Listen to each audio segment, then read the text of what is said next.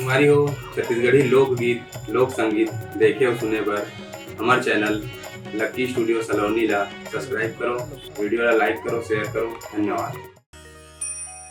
ऊपर पहाड़ के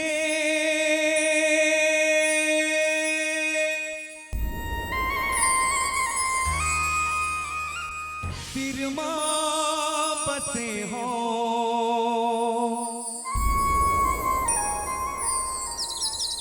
नहीं है ज्यादा दुरिहा तैया पे वो गोरी मैं गावा थो दरिया।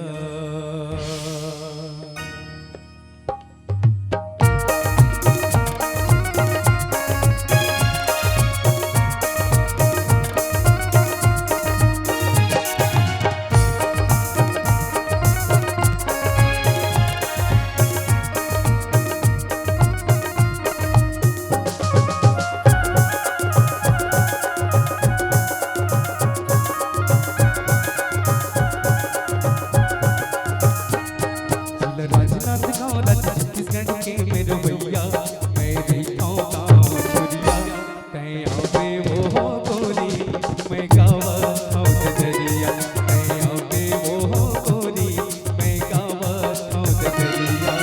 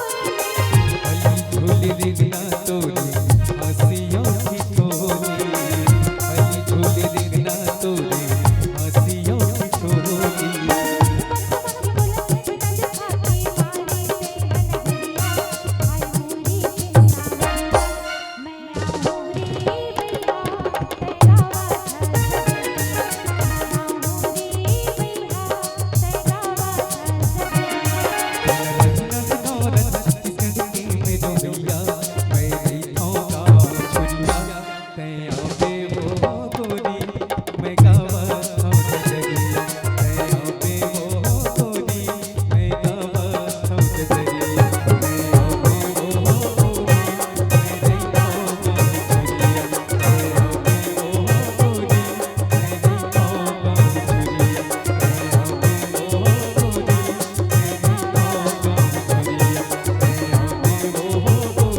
मैं देखा हूँ नजरिया तैया पे वो गोरी मैं देखा हूँ नजरिया तैया पे वो गोरी मेरे को गाँव छुरिया